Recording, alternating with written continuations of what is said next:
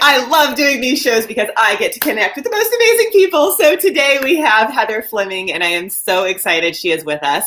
Welcome everyone to Intuitive You. And this is one of my dearest soul friends, and I mean that from the bottom of my heart. She is so tuned in to her intuition, and we probably haven't talked, I want to say like 10 years. It's been a ridiculous amount of time. A little bit of a stint. Mm-hmm. Right? But the reason I say she's one of my deepest soul's friends is those connections run deep, and she is truly living intuition.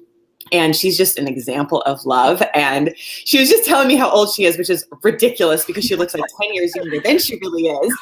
And I know the reason why is because of her connection to her intuition and what she does. So Heather is, and I call her an intuitive nutritionist because she basically travels the world, and she's traveling cross country right now.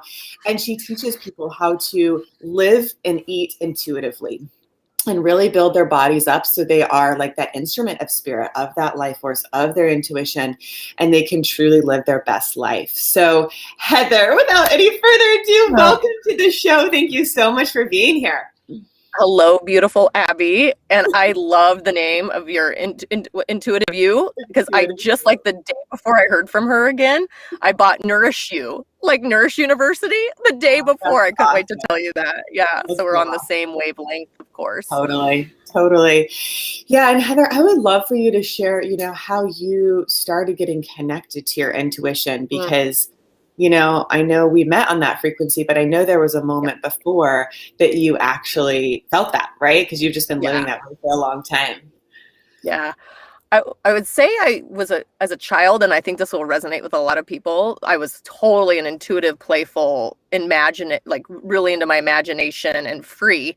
And then whatever happened in that 8 to 12 to 16 range, something shut me down. And I didn't trust my intuition, and I went straight to like anxiety and perfectionist, and I have to control everything.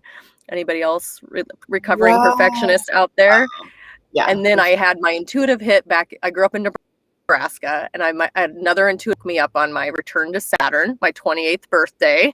Right before my 28th birthday was, my soul said, no, you need to move. And I moved to California, and there was my intuition just came back. Like I lost her, and I found her again when I came back to California. And then I started conscious nutrition after I moved there.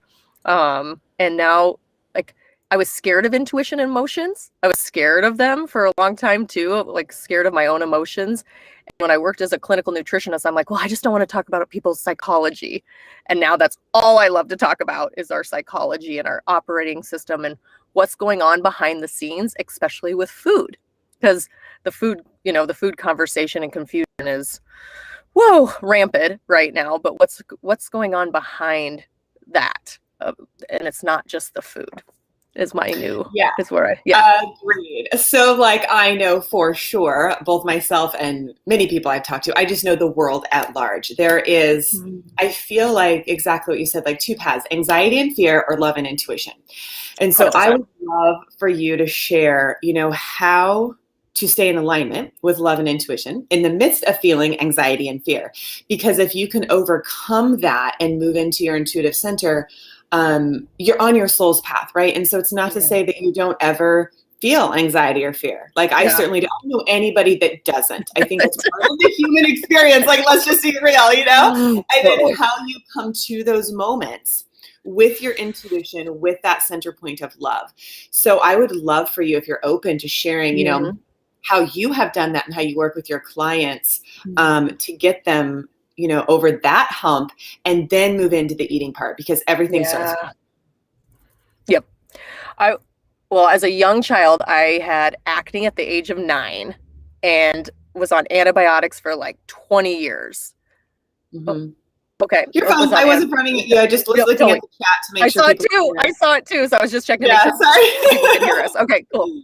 And so deep underneath there was some deep shame and unworthiness. And it came out into digestive issues, acne, tons of infections. So I was on antibiotics for about 15 years as a young person. And so I just always felt disconnected. And of course I had a dislike relationship with food because I love food, but it always hurt my stomach. So at a young age, I was trying to manipulate food to be like, okay, if I eat this now, I feel better. So all my friends are like, well, I like how you ordered that. So my friends in like high school started, and I wasn't nutritionist, I wasn't obsessive then, well, maybe a little obsessive, but was trying to do it from a different place, not from diet restriction or anything. It was from trying to make myself feel better, because I was because I loved food and it hurt me, right? So there's that disdain I had between there.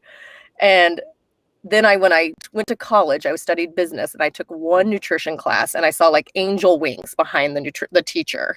And I went and changed my major that day, and, changed to nutritional science. And I feel my 9-year-old me, I'm totally living my life purpose 100%, like that nourishment. And now, of course, nutrition, I've switched to nourish, because what was I lacking, and my worthiness and shame were not helping me. So there's where, that's what was blocking me from feeling good with food.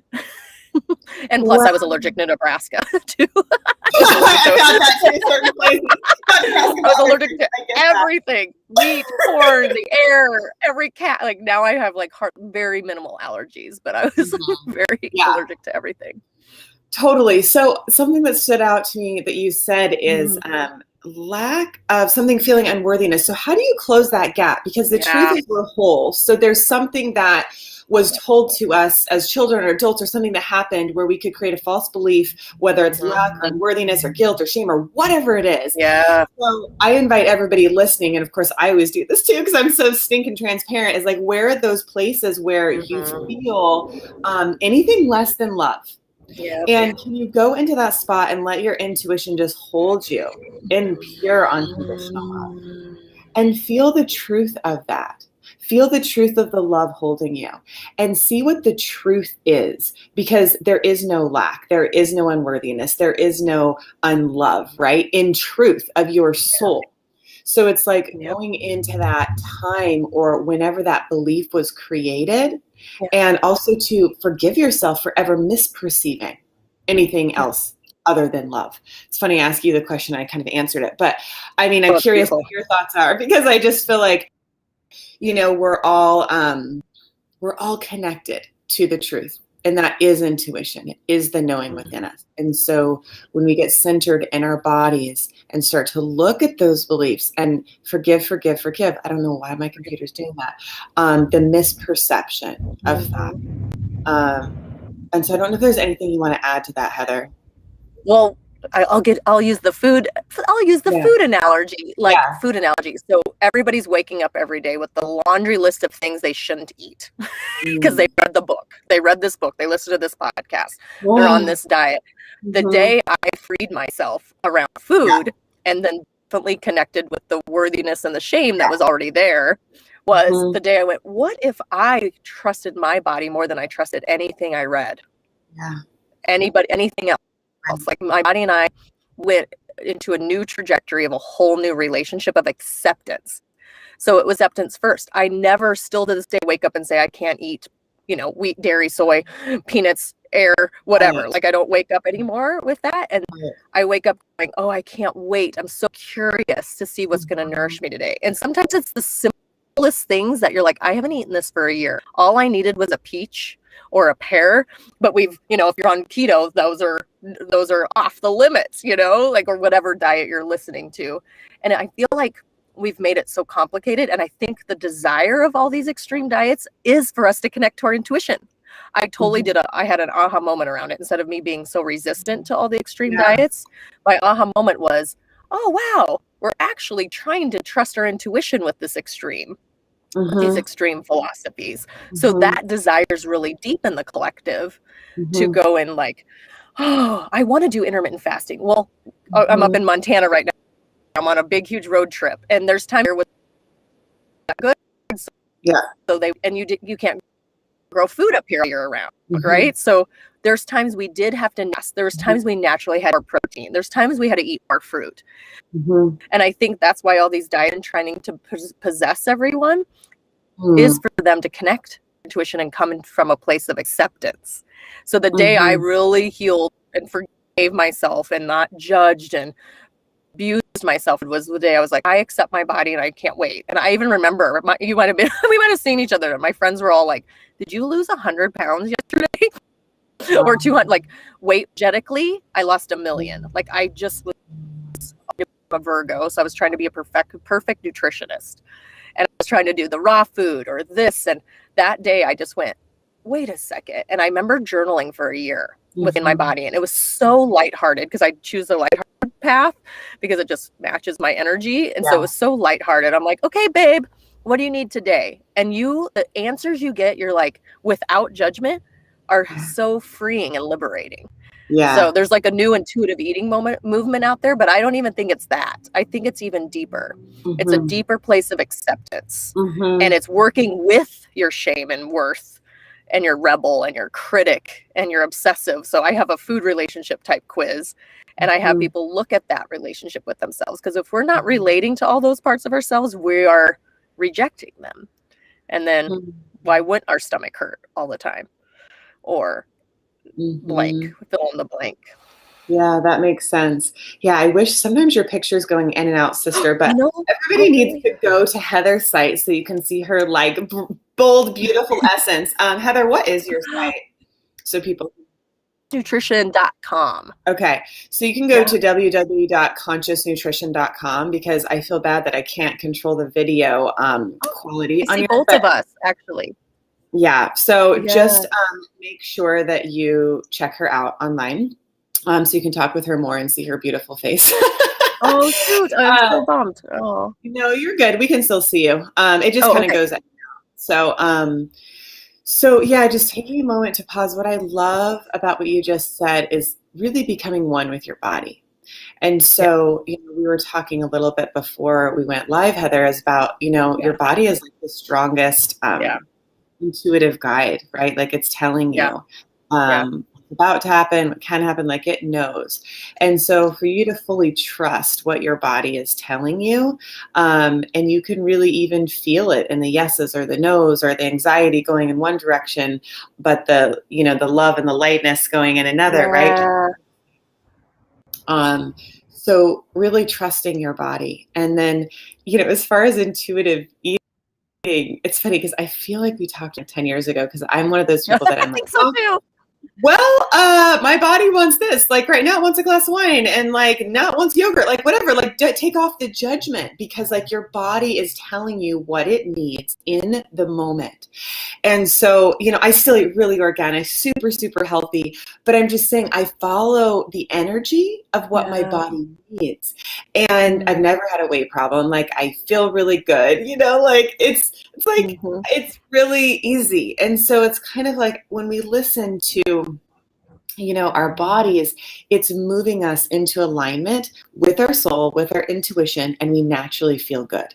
And so we know what to eat. We know where to be in the world, right? Like we know who to be around. Like we're constantly getting this feedback. So I don't know if there's anything else you want to share around that. It's so much to share. I kept like had this knowing of what you're describing, and then of course my sciencey side wanted to like find like the science behind this, and I found the vagus nerve. Have you studied the vagus nerve at all, Abby? I haven't. Oh my goodness! And my whole body like relaxed and lit up because I'm like I have science behind this. And so the vagus nerve is the vagabond nerve that gathers information from your body to your brain. And what everybody else is tending to do is go brain to body. So this brain-body connection is opposite. Like the highway is this way.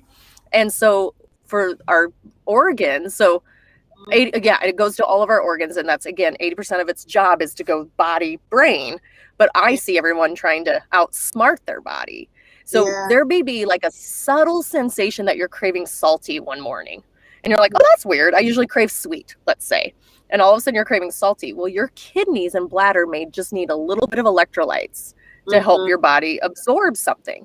But if you go to judge, criticize, shame, feel guilty, then you've missed this one little sensation that your body needed. You could have put a pinch of Himalayan sea salt into your coffee or your tea too, or your smoothie even.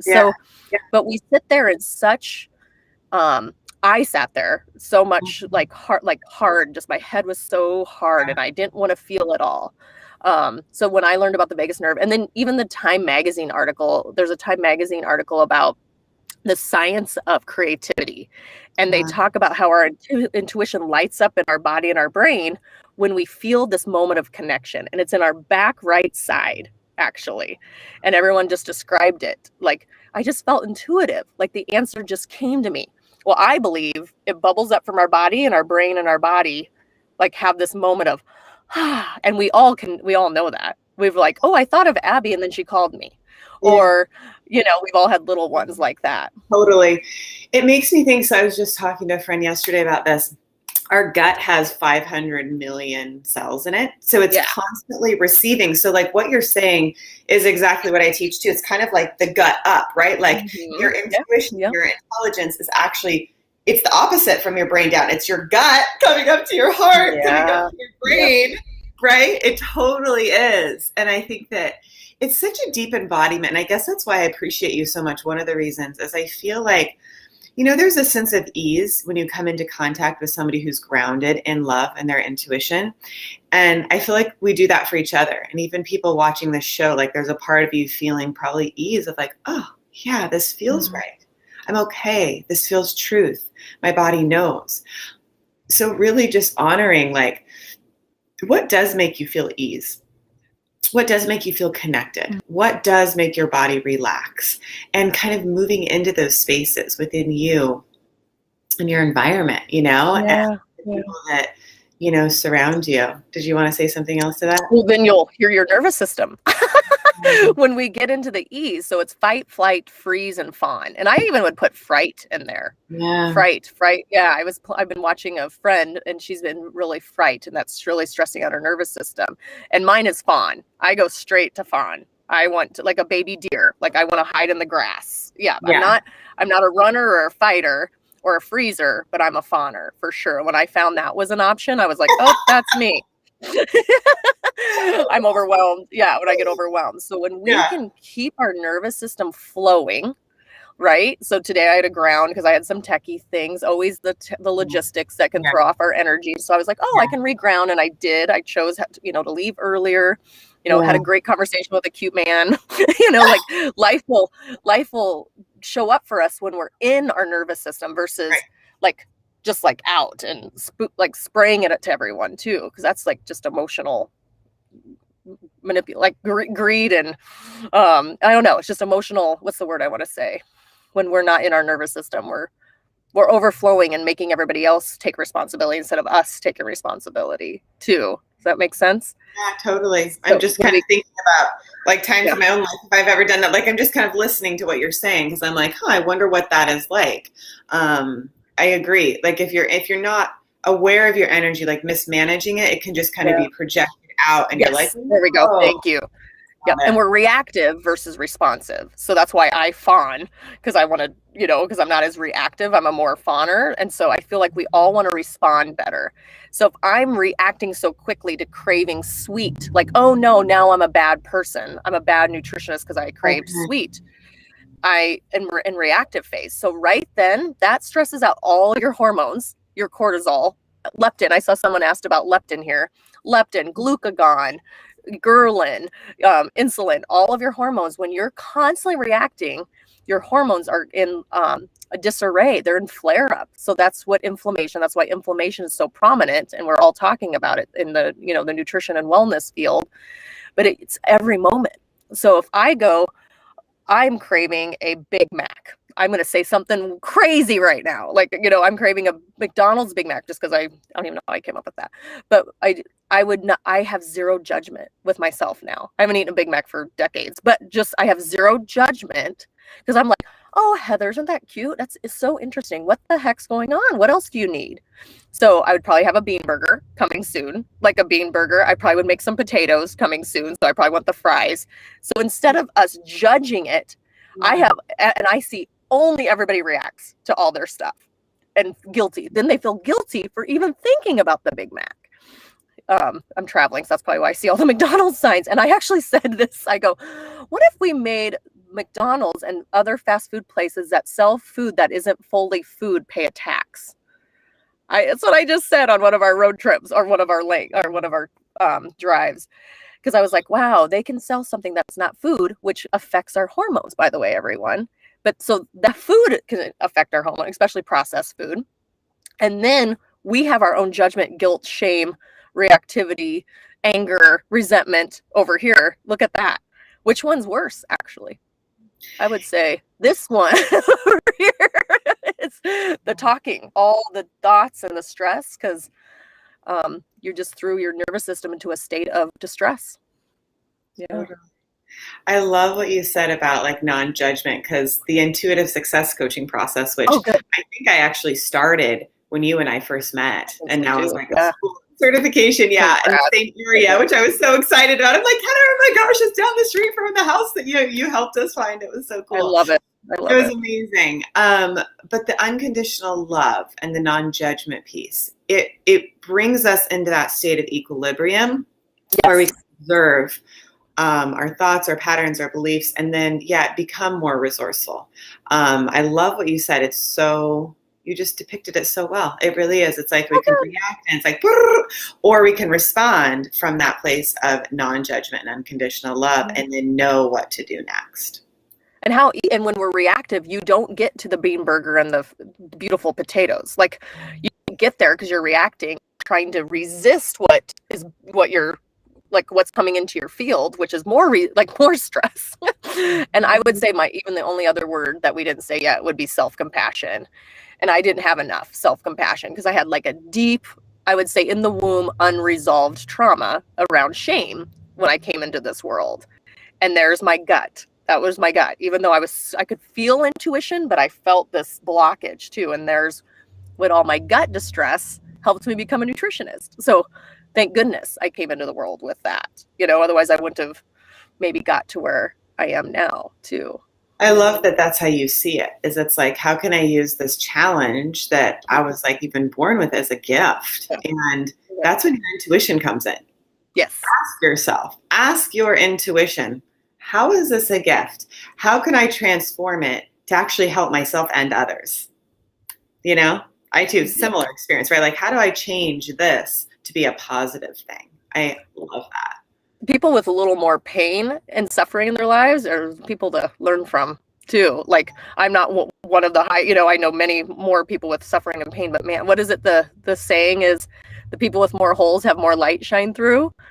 Yeah. I just always think of that when I start to judge myself, or oh, wow, I should have done this better. And I just go, oh, lovely. So right there is the self-compassion piece. And I have I'll say 99.9% have it with food, because of my exhausting relationship with food for so many decades that it honestly, I had the best aha moment. So it practically healed overnight. So all that pain healed overnight. So everybody's journey is different, but I'm so grateful that I went straight to acceptance and less reactivity. And then my body and I had a whole new way to relate. Right. I love that. Wow. So I know that like you just specialize in nutrition and intuitive eating. So I kind of want to just be like, what is it you want to say about that without me prompting all this stuff about intuition? Like, what do you want to share, with the audience about that and all that you do? Why I keep doing my job, because a part of me just wants to like float away and live in Hawaii in my swimsuit on a farm and just be like, you're all on your own. I love you, but you're on your own, because it's a heck of a journey and it's so complicated. And the only person that can really help you is you working with your own resistance. So even little things throughout the day, like when I was having this, like I was like not in the best mood with my technology today, and I was like, I just couldn't put my finger on it. And I'm like, you know what though, Heather, just keep one baby step forward. Always helps you with your resistance. Like, what would support you now? So some of you don't feel supported, which I have a feeling is a few of us, especially us ladies. Like when we don't feel supported, I'm like, okay, what can support me now? And it's the cutest things. It might be a little sip of hot chocolate, and you're like, oh, I just needed a sip, and I made it wrong for 20 years. I made it wrong, and you needed just a a lovely sip. Lovely and sip. A lovely sip. A lovely sip. Yeah. So I see when my most challenging clients for me to work with are the ones that aren't embracing their resistance. Mm-hmm. Yeah, I might be one of those people. I do resist anything I don't want to feel. Oh, no way. Tell me more. Oh my goodness. I love it. Well, it's like you don't want to feel something negative, right? So for me, my body will, like, Yeah. so it's kind Yeah. of, it's just my reaction. Yeah, no, which I get. Believe me, when you walk down the street and someone's vibe is not so good, you turn away. Like I get that's healthy. But when it's our own inner, when I'm like, oh, this is something I'm overreacting with, like what can I do? And I just see us being more connected to ourselves versus outside of ourselves blaming and shaming others too, ourselves and others, which is kind of going on a lot right now in this world. Totally. Yeah, totally. And I think the turnaround is, oh my God, I love this. Can't wait. Loving each other. So get this. So like after our little so I think I told you dancing yesterday. And so we had this little circle afterwards. So we were having this great conversation. And one of the people said, instead of like throwing darts, like arrows from your mouth, throw hearts. Yeah, so like everything you're saying is from love. Isn't that so beautiful? Like speaking to like shaming, like don't shame yourself, not getting angry, just being like, take those arrows and like turn them to hearts. I just thought it was so beautiful, right? So perfect. The conscious awareness of like, how can I be love and send love instead of throwing darts? I just think it's awesome. We had a situation with one of our campgrounds. There was someone walking through that the cops were following him and he was walking through and I could tell the situation was under control. And I just remember looking at him and he felt so familiar. He actually reminded me of a friend's husband. And I was like, oh man, he's in so much pain. I go, I want to give him something to drink because he's getting arrested. Like he's getting arrested. He's getting escorted out of the campground. And a couple other people reacted like, get him out of here, get him out of here. And I'm like, oh, and I had the exact opposite reaction that I wanted to give him a water and support him. But I wasn't quite right to do that either. But just so there's the resistance is that I felt that compassion instead of resistance. Of course, there's times like, and then there was another situation I removed myself because it was not safe either. So, because we're traveling across country. So I was like, oh, I better remove ourselves. So there's this honesty and I don't know, less reactivity because then our fear is just then affecting us and affecting everyone around us too. I love and that. Fear of food. I would say a fear of food too, is people became super scared of food. And I don't know how we got there, but I think I don't believe in conspiracy theories, but there's a little conspiracy theory about how dieting confused us so much. Like all the low fat, non-fat. Why did we get so confused and so far from our natural instincts with food? What caused that? I know I could write a whole book on that. Well, I'm just like, I was raised like all organic and whole, so I still drink like whole milk and whole yogurt because I'm like, wait, how did you take out some part of this? Same here. That's on my, totally. So, hey, we have a beautiful question, Abby. Okay. I have it. Christine. So I remember hearing a commercial on the radio long ago. It's not what you're eating, it's what's eating you. It's not stopping emotional eating. What a great question. Okay, That's a beautiful question. I have goosebumps. I come in, Christine, and I went, ooh. So my first 100%, I believe this with my whole being, is I'm a professional emotional eater, Christine. So I don't think we can stop it. It's loving it. It's embracing it. It's befriending it. So who here has not comfort eated? Who here has not eaten when they're to numb out? Like again, on my food relationship type quiz, which we'll put the link up there for everybody. Go ahead, whenever you want. Okay. Yeah, I don't have all my windows open, but I will. Can I go back and put it up there? Or you can tell me, we can put it real quick. You want me to type it? What is it? Oh gosh, it's consciousnutrition.com. It's my quiz. But just put consciousnutrition.com on there and my quiz should pop up. If not, Christine, I'll pop back in here. And so I love that I see that everywhere that we're supposed to stop it, but we are, and I can't wait for Abby to tune in on this too. We are 100% emotional beings. So the second I didn't try stopping it and I befriended it. Oh, I see. We can type it in here. Oh, thanks, Abby. I can do that. Okay. I thought we had to go to another screen. Sorry about that. The second we can befriend it and work with it. So I one of the top, here's all the different emotional eaters that I came up with in my quiz. Rebel. Any rebels here? Abby, we're rebels. I would probably, I don't know. I'll answer after you're done. Okay, because, perfect. Yeah. Perfect. Rebel, comforter, number, guilter. That's why I still do my job, is because I just don't want people to live in that guilt energy anymore. Mm-hmm. Pleaser, detacher. Did I say number already? Obsessiver. So perfectionist. So I'm all of these, by the way. That's what I can say. I can do this job. And then connector. And the connector is our goal. And the connector is the goal of seeing all of these different voices in our head and us going, wow, I am really wanting to eat mac and cheese. I need comfort. And my mom made that for me when I was a kid. So instead of stopping emotional eating, I think we can learn a new, dialogue. Have a new dialogue instead of us. I'll just say again, as a woman in her 40s, so the 70s child, because we went to non-fat, Atkins, like all those diets came out when I was in high school and college, and we tried them all because that's what we were supposed to do, because we weren't enough unless we were this size or whatever it was coming through the waves. And so when we can connect and go, oh wow, I'm really feeling comfort, what else will give me comfort? And 9 out of 10 times, everyone. So if I say when I feel mac and cheese come in, I'm like, oh, wow, I'm really sad. I'm actually feeling a little lonely.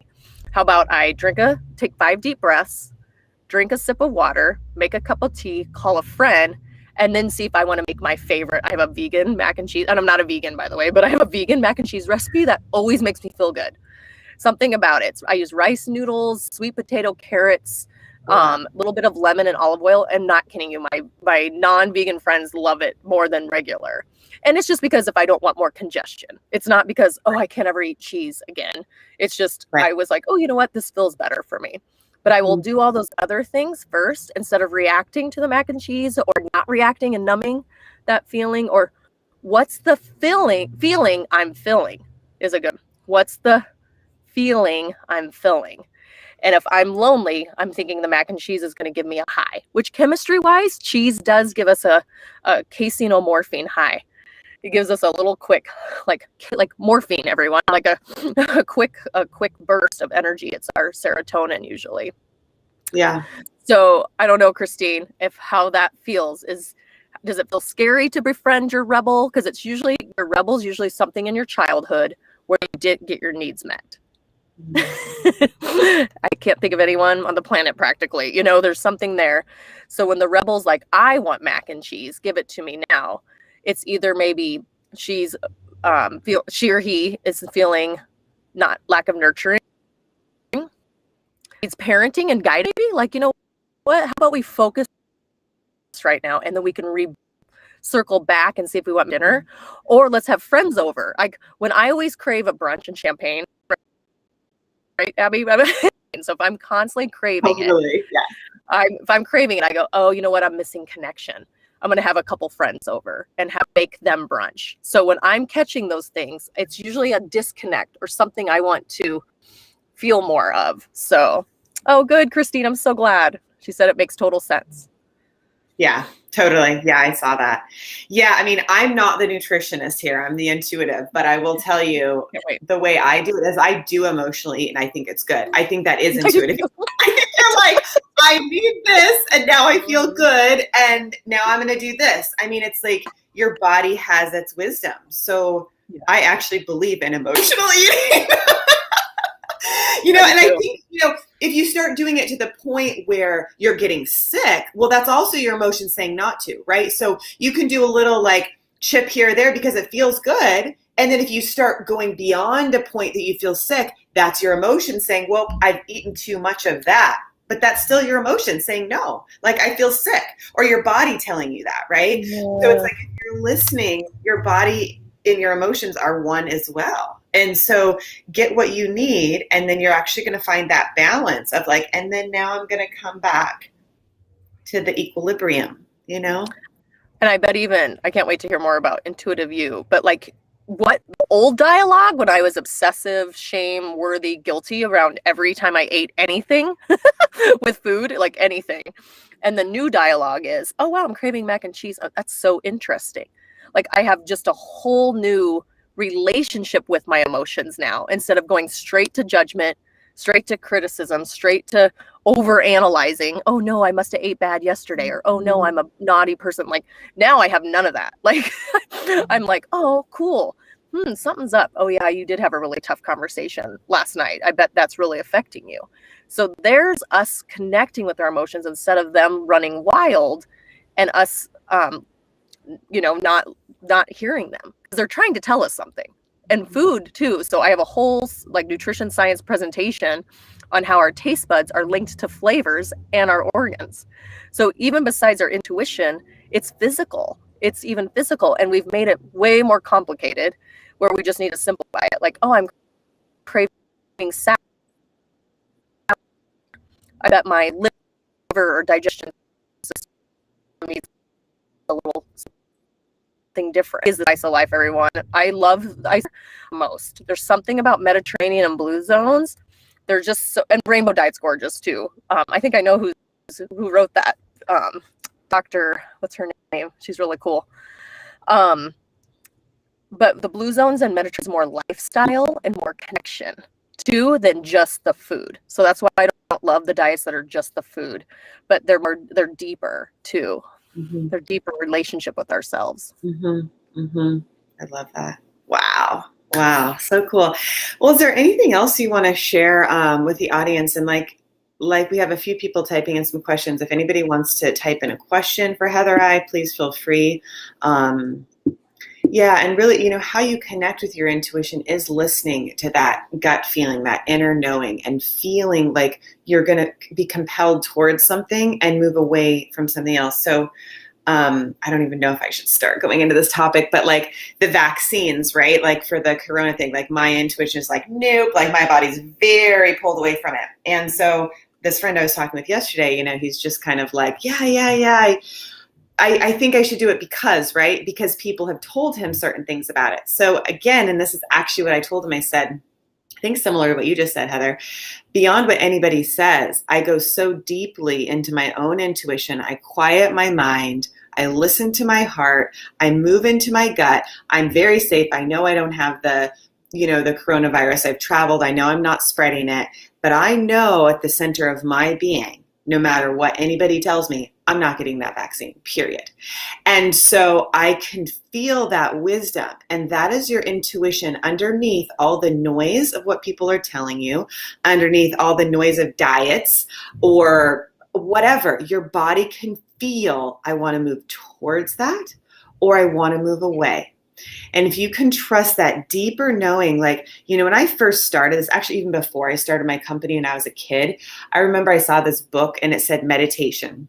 And it had a ripple. It was like a ripple, like a water, like when you put a pebble into water and it ripples. Yeah. That is your intuition. If you take a pebble and you put it at the very bottom of a lake, it settles, it's solid, it knows, and then it creates this ripple effect of love.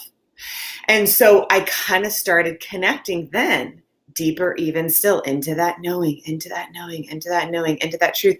And actually, if you want to get above anxiety, you can actually go below it too, which is deeper even still into your knowing, deeper into that place of stillness. And it just connects you in. And so, even as a kid, there was so much chaos going on. But if I went into that center point, I could feel the truth. Yep. So I invite you all to move into that place in your body. Even now, it's like pulling all your energy in through your heart into your core, rooting in your tailbone and feeling so solid. And then knowing of who you are, connecting to the universe inside of you, and knowing that wisdom is guiding you, what to eat, to emotionally eat sometimes, where to move. The other thing about, intuitive eating to me is movement. Like I move a lot. Like I'm talking to clients like on the phone in the middle of the ocean, because it's like my body's like, hey, like I need to move now. I just ate something. Now I need to move, right? Like now I need to get a hug, whatever it is, like your body. Mm-hmm. Yep. So just listening to that and honoring your soul. What I'm calling myself during this interesting time with vaccines, and everybody all of a sudden overnight they're science experts. And I actually was a pharmaceutical rep for a long time too, and I have chosen, I'm a no for now, is how I beautifully say it to very reactive people, and I've had a lot of judgment come my way around this subject. And I say, I'm so strong in it. And I call myself a conscious observer around this right now. Or there was people that were conscious with enlist in the military, but they chose not to hold guns or to hurt other people. So they probably became medics or something like that. And there's a movie on it. I think it's called The Hacksaw Ridge. So I'm telling, that's what's resonating with me the most. I go, this is, my whole life has led me to this moment to trust my answer right now. Yep. And I've been called many names. I've actually, have people disown me. Oh yeah, I actually would refer it to, I'm sure some people might think this might be crazy or it might be right on. Witches were burned back in the day for trusting their intuition. And I feel like this is a new little version of it, of us, some people just saying that. And just be careful who you're putting the fire against. Yeah, I haven't really had any judgment come at me. I'm noticing, and you're also a nutritionist, so this is going to be very much in your field. It's in my field, yeah. And I've coached probably, I've physically helped people that had side effects from the vaccine right away or whatever, and coach people on how to take it. Like, I'm not anti at all. I've been their biggest supporter on their choice too. So that's what's confusing everyone, because they think I'm anti, and I go, I'm not anti anything. I'm helping people with their choice and supporting them as much as I can. Yeah. And I think, where is the information coming from, right? So it's like, that's the thing. So that's why you have to really trust yourself. Yeah. And I compared it to a witch hunt for a minute there. Sorry, that got way off. But. We're good. Yeah. Oh my God. So, follow your intuition. And I think the other key is being of service. So I always come back to, okay, how can I honor my own intuition and be of service to those around me? Because when you're following your intuition, I really believe you are in service to everyone and everything around you. Because it is that highest state of intelligence, right? And soul wisdom. So I think maybe just listening to, okay, where is my intuition guiding me to go next? And what is it guiding me to eat next? Is it guiding me to see or to call? And you'll get a full body no or a full body yes. You'll know. Yep. Yeah. And I have my clients put their hands on their heart and their stomach and just say their name and feel where that resonates more. It could be both heart and stomach, or one or the other more. And again, that's the central of your vagus nerve, or for chakras, that's your heart and your solar plexus, anything, any modality that you're studying, like this area has a lot of wisdom. So heart math talks about heart intelligence. So I have them say their name first so they can feel that resonance. And then I'm like, okay, now see if you want, let's just do eggs for breakfast. So some diets recommend eggs every day for breakfast. And I'm like, how about let your body give you some discernment without judgment? So they'll be like, I'll have them just put their hand on their heart and tummy. And within 2 seconds, they'll be like, you know what? Only about 2 days a week, eggs feel right. And they'll look at them. They'll react because they're like, how can I trust that? I go, why wouldn't you trust that? So they've been trained to mentally not trust it. And I'm like, you got that so effortless and clear. Why wouldn't you trust that? So I love that. That gives me chills. Like, that's like the most poignant thing you've said to me all day. It's like, good. Why wouldn't you trust it? Why wouldn't you trust your intuition? Hello, it's your guidance.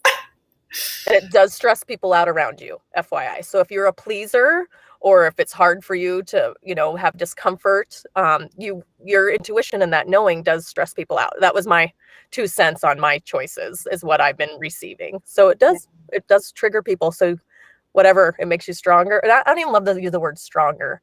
It makes me more resilient. Yeah.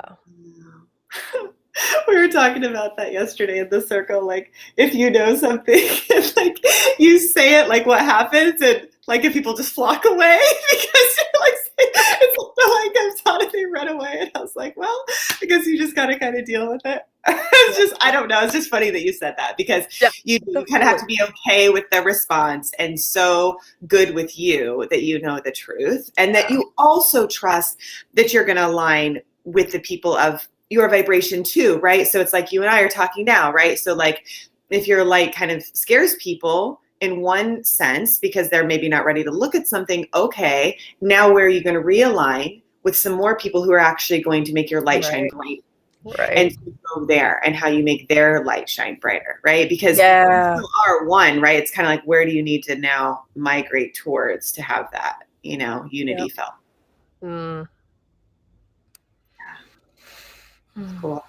And, also realize you're a blessing wherever you go. So like, I'm just thinking about you, Heather, like you're on this road trip and like your light is literally shining wherever you go, like I had this student that flew actually to Ecuador, and I remember telling her like, your light is literally, it's blessing like the United States that flies over it. Like it's so beautiful because I could see it energetically. I was like, oh my goodness, like what a gift. So if you knew what a gift you were and are, and your light is so bright that as you shine wherever you're meant to be, it is raising the frequency around you.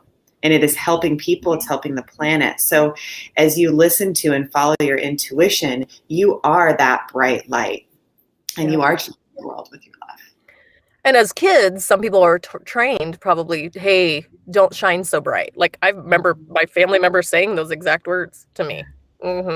So we got trained at a young age to be like, oh, don't put so much attention on yourself, or whatever, however form it came to you. But now it's your responsibility to take that power back, because we all need you. We all need you to be intuitive, because we all win when you're intuitive. Yeah. Love overrides fear, right? Love always overrides fear. Baby. Love wins. And love is even the resonance that you'll feel with food.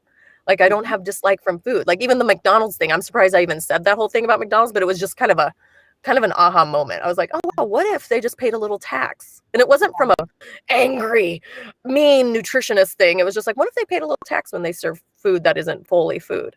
And I just went, that would be so simple. That'd be so simple. Yeah. And again, it's to bring more higher vibe into all of our lives is what that is. Yeah, the supportive energy too, just to really call that in. Yeah. That you're supported. Yeah. Supported in the light of who you are. Your people will come. I mean, it's great being back in San Diego. Was I telling you, like people that I've known like 10 years ago just popping up almost every day. You're just like, wow, this is so cool to have such great connections with people that it's almost like you saw them yesterday, even though it was 10 years ago. Totally. They remember me for who I am, So just staying in that love, like, you're leaving an imprint of love wherever you go. Yeah. Christine just said, what fast food places were encouraged to offer healthy choices too? Yeah. I think they always say it's from consumer demands, but it's almost like their responsibility too. I don't know. I see a whole new trajectory in our future in 10 years, like remember The Biggest Loser, everybody? Remember that show on TV where they would try to lose weight really fast? Well, it's off the air because it was so detrimental to people's health. It's like not on the air anymore. So I even foresee fast food. Something will be like, oh gosh, remember when we used to only have fast food? I just see I agree with you, Christine. I just think like a tax when they don't serve things that are food. There's seriously a place around the corner that I think it's like vegan fast food. Not even kidding. Yes, totally. Like, I was like, oh my gosh, they're getting it. Like, it's so cool. We're in San Diego. I'm in Montana right now, so that's probably why I'm bringing it up. There's like, we didn't find food for a while, but we did. We sought it out because we have a good vibe to feel it too. But I just feel that, I just was people that aren't at their res yet, and they're like, oh, this is all I can do. This is all I can do. Yeah. Yeah. Well, I really invite everybody to check out Heather's site. So going to consciousnutrition.com, she has her quiz. You can connect with her personally. She might not be taking clients this month, but I think she is next month. So I just recommend that you reach out to her. And for any of you that want to develop your intuition, of course, you can contact me through lifeforceconnection.com. We're just here to support you, being more of who you are and feeling really good in the world so you can just fully live your soul purpose full out. Yeah, but we just got a question come in for Christine. Do we have enough time to ask it or answer? Yeah. Do you want to read it? Yeah. Christine asks, what do you think about intermittent fasting? People seem to be pushing that trend. Is it all good for health? Is it at all good for health? I was mentioning, I don't know if you were here before, Christine, I was mentioning the extreme diets out there. And I think these are all trying to help us to connect to our intuition. So for example, if we were hunters and gatherers, there was times we didn't have food, everyone. So we did have to intermittent fast. I think the scheduled 7 days a week of intermittent fasting isn't ideal because, again, it's more head than body. But if pay attention, actually, Christine, you put your hand on your heart and your tummy and ask your body, how many days a month does your body want to intermittent fast? And it'll be the coolest number. And I'm a huge fan of organic intermittent fasting. Like all of a sudden, like, oh, something didn't quite settle with me yesterday. I'm not that hungry today, but I have really good mental clarity. I think I'm going to eat lighter today, or I think I'm going to keep this a lighter day. I personally am about 2 to 4 days a month of light intermittent fasting. And that is very organic for me. And it helps with mental clarity and helps me reconnect to my body. So my intuitive answer is 2 to 4 days. And some months I'm more emotional, so it's 2. Some months I'm less emotional, so it's 4. And I just, like I said, I feel reconnected. And there is research that does show it helps our body kind of catch back up. But if you have any diet restriction or addiction issues, it could actually cause you more stress. So if you have lack issues, like if you grew up with poverty, and then you try to do this, I'm not going to have enough food, and then your body is smarter and what you do eat will store as fat because it'll be like, uh-oh, she's starving me again, because we have that mechanism in our body to do that. So I think organically is wonderful and not this prescribed way that I'm seeing it come out in the world again, because we're always trying to do dream, and our obsessed energy in us wants to do it perfect. We want to get it right. Like I saw myself say that a couple days last week. I'm like, oh, I got to just get this right. And I went, oh, Heather, what's right? What's wrong? So I hope that helped, Christine. Yeah. That's so good. I love that answer. I think it is so natural. Remember the Master Cleanse that came out even before I met you, actually. I think it was like when I was 19 or 20. Yeah. And I did it. And I was like losing all this weight like that. And it almost became addictive. But it really threw me off. But what I learned is I couldn't sense it because I started, it was weird. Like I said, I got addicted to it, and then it wasn't a good idea because I was losing too much weight. But when you naturally fast, it is against your intuition. It's your body saying, hey, I just need a break. And I find that now, right? Like, okay, I just 100%. Need to not eat a little. And then I really am hungry, right? So as you just listen to the natural rhythm of your body, fasting can become a part of it. But if you kind of like override your body and just say, hey, my brain says to do this because there's this fast thing, your body's naturally going to try to put you back into balance anyways. So I do believe in like body leading. Always. And like we said, love wins, hormones win, everybody. And there's like 30,000, I mean, so many hormones, like more than we even know about, that kick in when they're like, oh no, she's starving us. Uh-oh, what are we going to do? But they're like, oh, she's not starving us. We trust her because she's doing this organically. We're going to go ahead and clean up the liver a little bit more. So again, it's just a wonderful new relationship with all your beautiful organs that do more for you than your mind can ever control. Your mind will not be able to control it. Oh, good, Christine. She said, thank you. Yes, that makes sense. So good. Awesome. Cool. Yeah. I love that. Yeah. Very cool. Lots of LOL, menopause makes it even harder. Yeah. I'm way early. I'm in peri-menopause. Not even yet. I'm not even, but I highly recommend just my menopause peeps out there. Go do a baseline of your hormones before, or depending on where you're at, Christine, just go and do a baseline of hormones with your doctor. And that's, especially if an open-minded doctor. My favorites are integrative. So I went and saw a doctor before I went on this road trip, and she handed my labs and let me which lab I wanted to do. So I have a very good relationship with my doctor, because I'm like, hey, I just want to do this for a baseline. And she looked at me, she goes, that's the smartest thing anyone's ever said. Like, if we just, again, proactive. I'm a big fan of being proactive with my health. So just an idea for you, Christine. That could be a whole other hour. That's awesome. Just talk to Heather. We just have a couple minutes left. Heather, is there anything else that you would like to leave the audience with before we log off today? Thank you. If you're up in your head and you're feeling the tennis match around, I should or shouldn't eat this, should or shouldn't, go ahead and take a deep breath, put your hand on your heart and tummy, and just say, hey, body, how can I support you? What do you need for support? So if you're in your head, you're not in your body.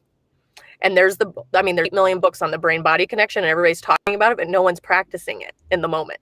You can't go meditate that moment. You can. Most people can, but most of us can't. What if you're driving right then too, So take a minute to just go into your body and go, hey, body, what do you need most for support right now? And I'm not kidding. It'll be so many simple little things that you're like, oh, I can do that. Oh, I can do that. So we don't have to climb Mount Everest every day. Because if we're climbing Mount Everest every day, that's stressing us out too. Yeah, totally. Yeah. Oh.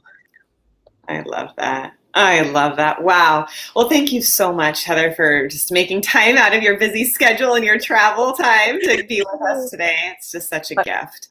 Thank you. I'm not busy. It's just that technology thing. I thought I nailed it and have it organized. Logistics. It's just those logistic things.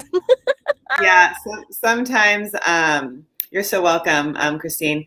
So yeah, I feel like sometimes that part we don't control, right? We can only get in the best spot to receive, right? And just be like, okay, technology and universe, I just meditated a couple times this morning and ate my breakfast really slow, and it all worked out. So thank you, everyone. Yes, thank you so much for joining us, and we'll see you all next week. It's going to be on the Universal Language of Love with Desiree from Europe. So she's an amazing student and friend, and adore her. So we look forward to seeing you then, and make sure to check Heather out. She's amazing, and have a beautiful rest of your day. Take care. Thank you, everyone. Thank you, Abby. You're welcome, honey.